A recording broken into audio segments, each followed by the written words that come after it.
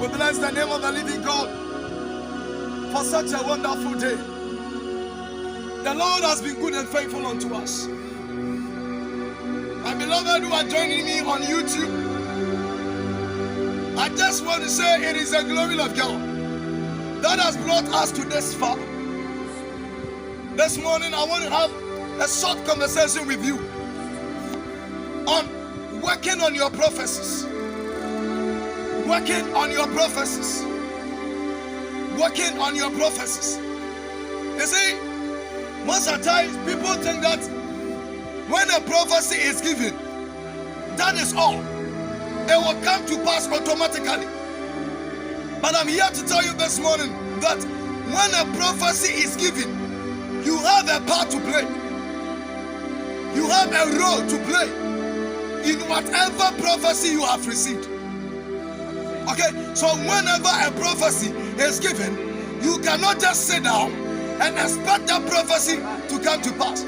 I know most of you might have received prophecies from different men of God, and as I speak now, it looks as if none of the prophecies have come to pass. And so you are wondering whether the men of God are truly from God or not.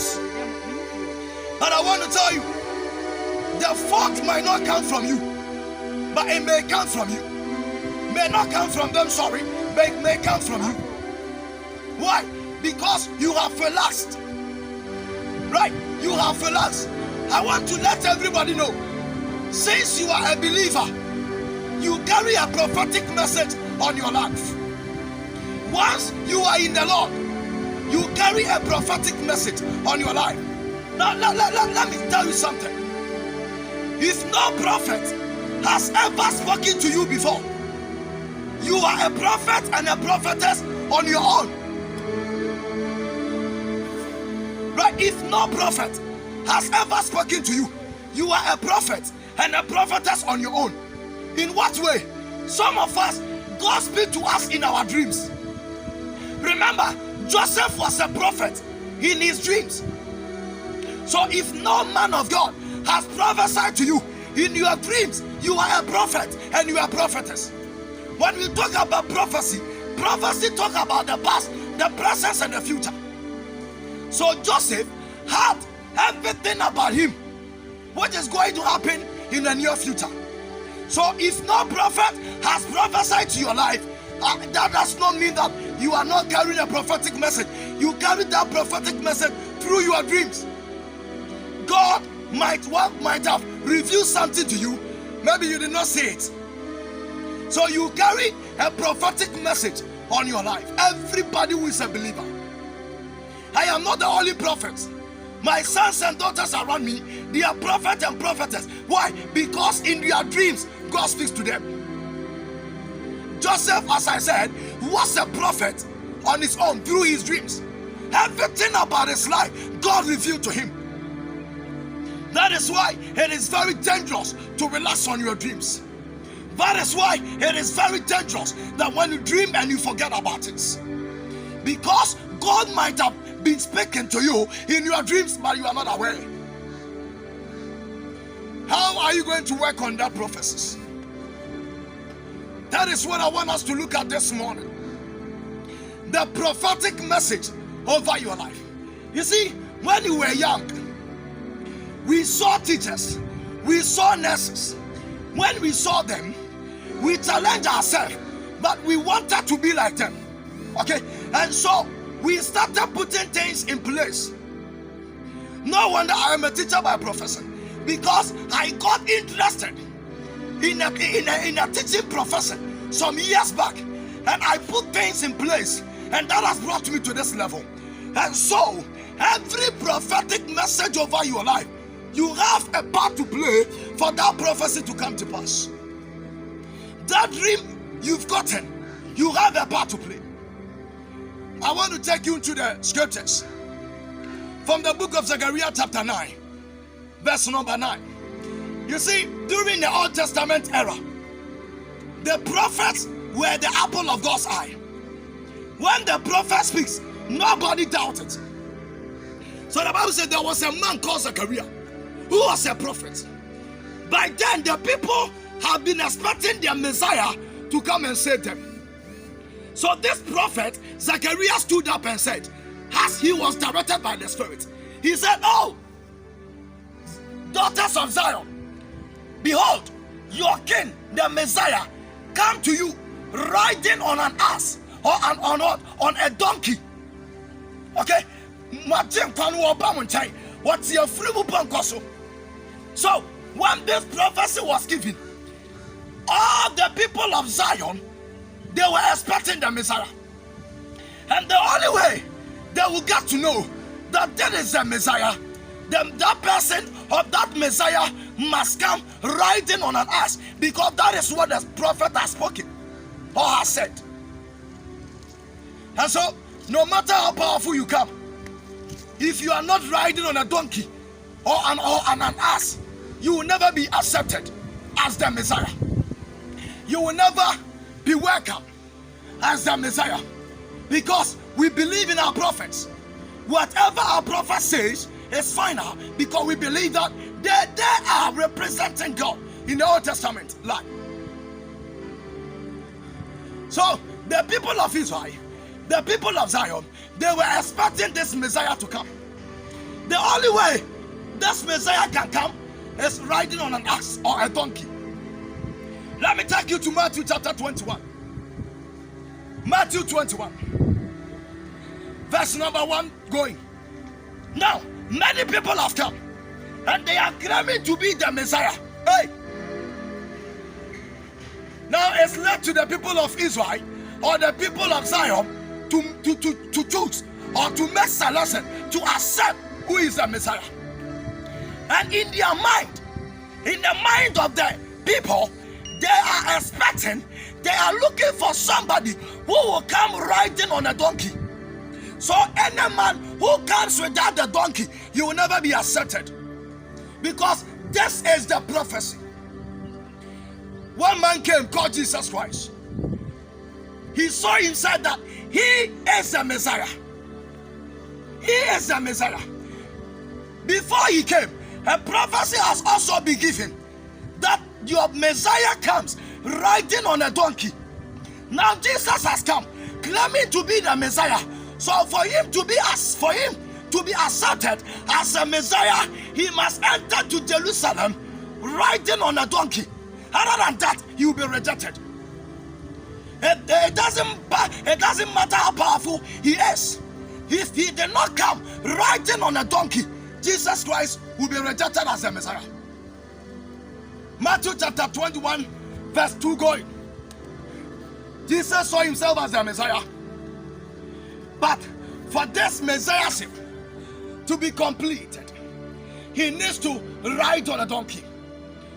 Bible says, now a small share from you say, Munko Krobi Adamonim ho. Ya chichina from Munko be the day. Untie that donkey and bring the donkey to me. Now, Jesus got to know that the donkey, what will help him for his prophecy to be fulfilled, has been tied somewhere.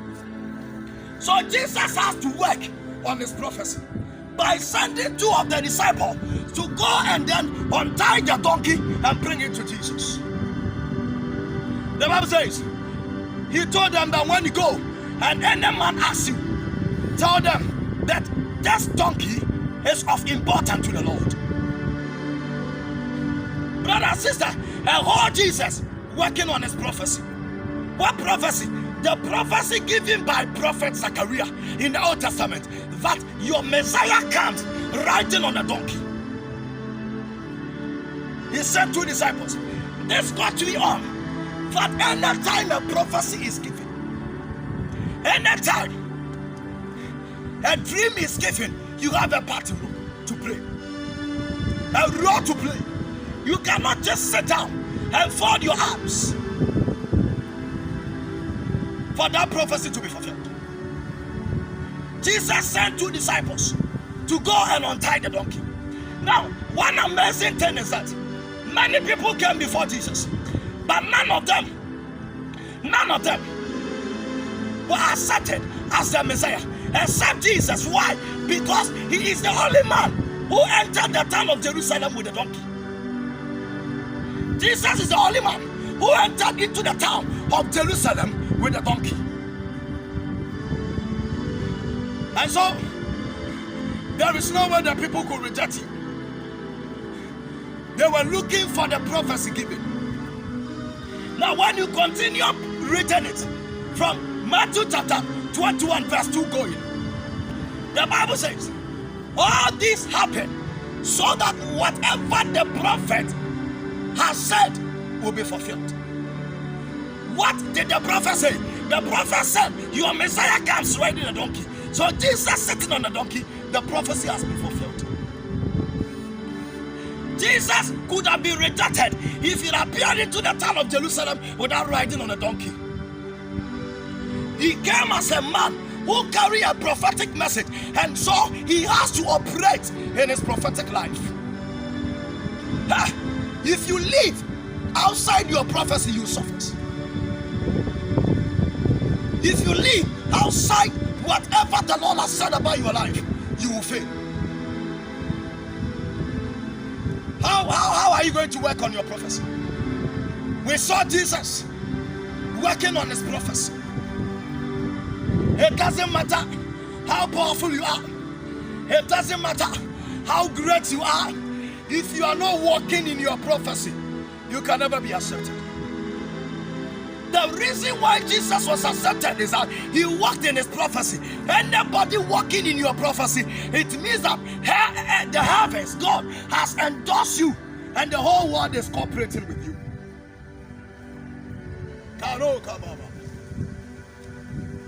So if you cannot work on your prophecy, you can never see the glory of God over your life. Hey, how do you work on our prophecy? I just want to give you 2 or 3 things and challenge you that don't relax. You carry a certain glory through your prophecies. You carry a certain vision through your prophecies, and so don't relax. Don't fold your arms. The first one I want to talk about is that you must pray your prophecies. You must pray your prophecies. PP, pray prophecies. Hannah got to know that she wasn't destined to be a barren woman. Bible says that one day Hannah got up and went to the temple, knelt before the temple, and said, God, my womb must be open. Until you pray, nothing happens. Until you speak, nothing happens. A closed mouth is a closed destiny. So if you can pray your prophecies, you will have the fulfillment of those prophecies. If you can pray, don't keep your mouth closed. You must pray. Jesus spoke. He said, go and untie that donkey. He spoke for his prophecies to be fulfilled. Go and untie. So you cannot just keep quiet over the prophecies you have received. You cannot just keep quiet over the dreams God has been given to you. You cannot just keep quiet over your visions. You must speak. You must pray. You must begin to move in the Holy Spirit. Don't relax. Don't relax. Must pray.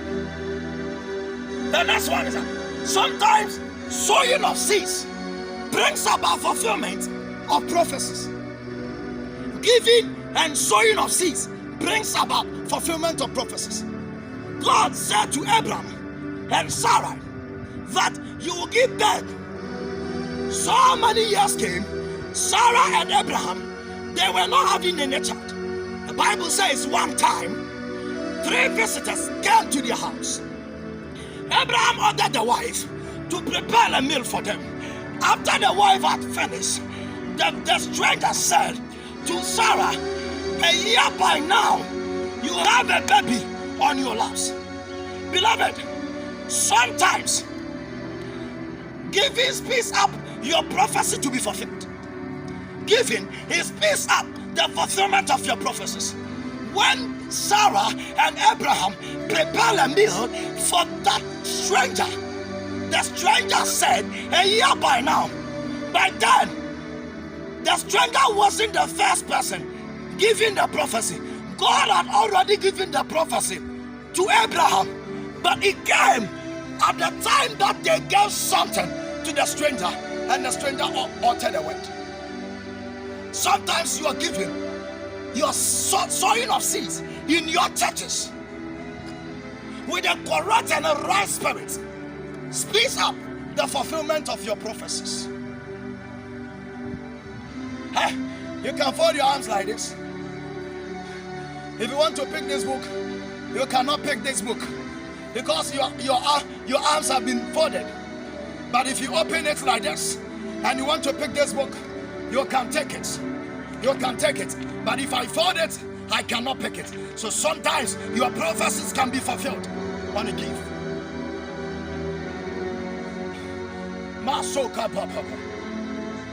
Don't just relax. Don't just sit down. Hey, hey, Shaka. The next one is that prepare to go through sufferings. Sometimes the fulfillment of your prophecies will send you through sufferings. The fulfillment of your prophecies will have to let you go through sufferings, through challenging times, through troubles. But remember, God said He will never let a temptation which is beyond your limit, what is beyond your control, comes over your life. So sometimes don't complain. You are going through what you're experiencing now because of the prophetic message over your life. That's what I'm saying. That sometimes the fulfillment of your prophecies will send you through trials, will send you through troubles, will send you through difficult times. I don't complain, but I inquire from God if what is happening to me is from God or not from Him. Joseph had a prophetic message over his life, and Joseph had to go through trials from the hands of the brothers to the Potiphar's wife, and finally landed him in the prison. Yet the fulfillment came. You are going through what you are experiencing because of the prophetic message. Don't complain. Stand firm. Fix your eyes on Jesus. Don't give up. Hold on. Surely, whatever word over your life will come to pass. David went through the same thing. David was destined to be a king. He started feeling the heat from the very first day the father rejected him to go to look after the sheep on the wilderness. Don't complain. What you are going through is because there is a prophecy over your life. What you are going through is because you carry a prophetic message. You see, Esther had to go through challenges for his prophecy to be fulfilled. Let me break it down. Esther, the name Esther wasn't her real name. She was named by the father and the mother as Hadassah, which means perfume. It means that wherever this Hadassah go, everybody may feel her. You may feel her. But when the mother and the father died, there was a change of name. They exchanged Hadassah with Esther. Esther has to become an adopted child of Mordecai.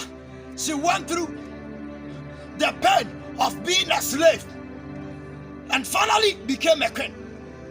So no wonder when all the ladies gathered and they were dancing, you see, everybody was dancing to the best of her knowledge.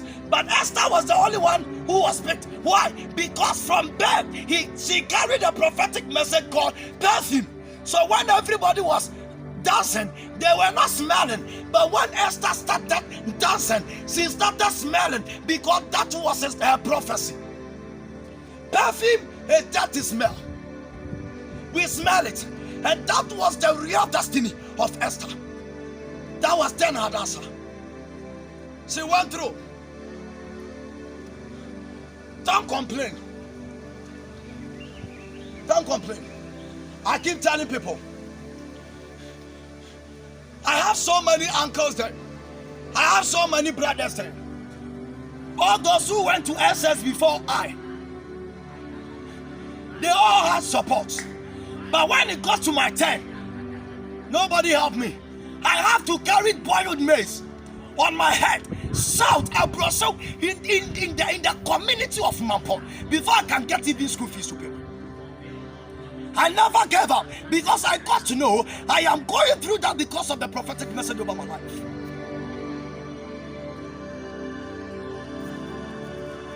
Don't complain. The Lord is about to do something. The next one I want to talk about is that be focused.